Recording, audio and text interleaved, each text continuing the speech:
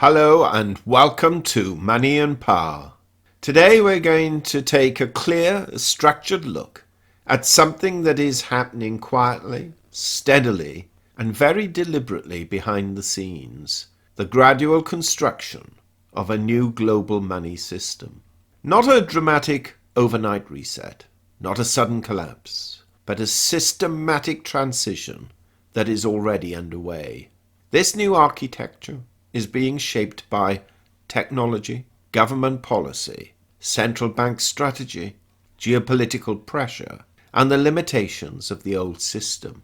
My goal today is simple: to explain what is really changing, why it's changing, and what comes next, in a way that's clear, practical, and grounded in reality. So let's begin. Why is the current system changing?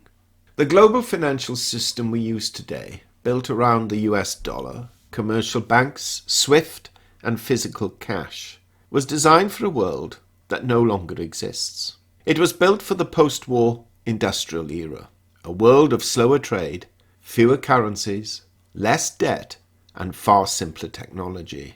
But today, trade is instant. Digital payments dominate, debt levels are historically extreme, governments need faster tools, cross-border settlements are too slow, cash usage keeps declining, cryptocurrencies exposed weaknesses, and technology is outpacing regulation.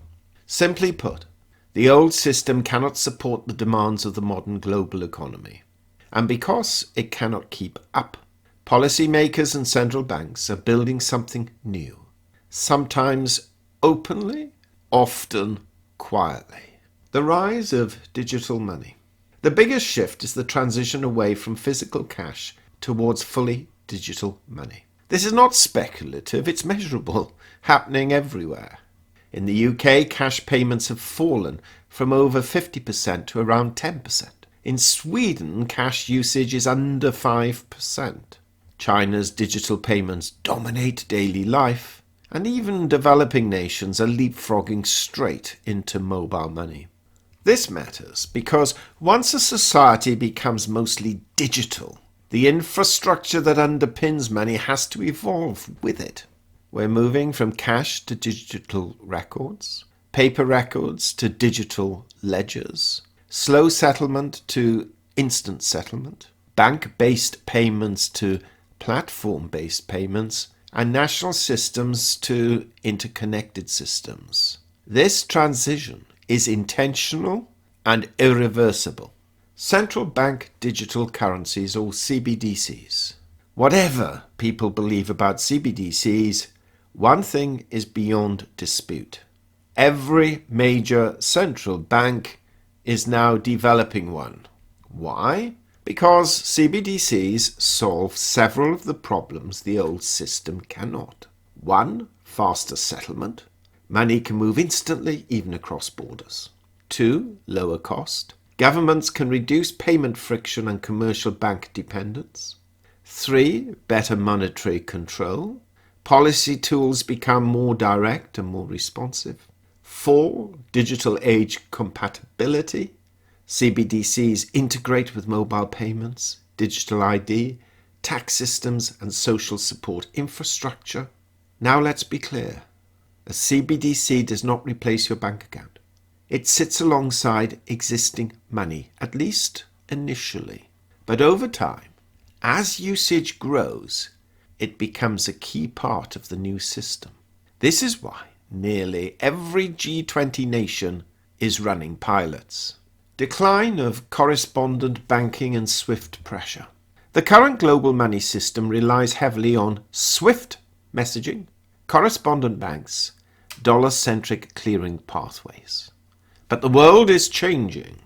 Sanctions, geopolitics, and digital alternatives have put pressure on SWIFT. Nearly 40% of global trade is now being settled without using the dollar at all. Countries are forming regional payment networks, creating bilateral trading corridors, testing digital settlement systems, building currency swap lines, and using gold, yes, gold, more aggressively as a neutral reserve asset. This does not replace the dollar, but it reduces its dominance. And the result is a more fragmented, multipolar monetary world, which brings us to the next shift, a more diversified reserve system. The US dollar will remain a major reserve currency. Nothing suggests an imminent collapse. However, central banks are diversifying because geopolitical risk is rising, global trade is shifting east, countries want more autonomy, debt levels in the West are unprecedented, and gold offers stability outside the political system. Gold purchases by central banks are at multi-decade highs. Some are even repatriating reserves. Now, this is not a return to the gold standard, but it is a sign that the international system is moving towards a blended, diversified structure rather than a single dominant currency. So, what does the new global money system look like? Let's put all this together. The emerging system will likely have these features. 1. Hybrid money. Combination of commercial bank money, CBDCs, stable digital settlement assets, reserve diversification including gold. 2. Instant payments. Cross-border transactions settling in seconds, not days. 3. Platform-based infrastructure. Financial rails resembling digital IDs, payment apps, blockchain-influenced settlement layers, and integrated verification systems. 4. Reduce cash. Cash will remain, but not in the dominant role it once had. And 5. Regional monetary blocks. The world is slowly arranging itself into dollar-based, yuan-linked, euro-based, BRICS-aligned digital regional networks. And 6. More direct monetary tools.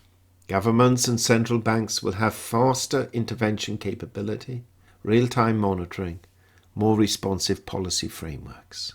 Whether people like or dislike these changes, they are happening because they address real weaknesses in the old system. So what comes next? 2025 to 2030. Over the next decade, so that takes us to 2035, expect 1. CBDC rollouts and expansions. Not full replacement, but integration into public systems. 2. Digital wallets become standard. Banks, big tech and governments competing for digital payment dominance. 3. Faster regulatory frameworks, especially around digital assets, stablecoins and settlement layers. 4. Gradual dollar diversification, but not displacement. 5. Ongoing gold accumulation by central banks as a stabilizing anchor during uncertainty. 6. Greater monetary fragmentation internationally, reflecting shifting global power. And 7. Declining use of physical cash, accelerated by technology, convenience and policy. This is not collapse, it is evolution under pressure. A controlled transition into a new financial era. So where does this all leave us? Well, the new global money system is not science fiction. It's not a sudden event, and it's not built on secret plans. Perhaps. It is the result of technology, policy, and necessity all converging. The old system simply isn't capable of supporting a digital, instant global economy. So a new one is emerging piece by piece. Over the next few years, we will see more digital integration, faster payments, greater reserve diversification, more regional monetary independence, and an overall shift towards a more connected, yet more fragmented world. Understanding these trends now gives us an advantage, because when you can see the architecture being built, you can position yourself accordingly. And on that note, thank you for watching. If you found this helpful, feel free to share your thoughts below. Let me know which parts of this transition you think will have the biggest impact. And please, give this video a thumbs up if you found it useful, subscribe if you haven't, and press the bell sign. And introduce others to our Money and Power channel. Thank you for watching.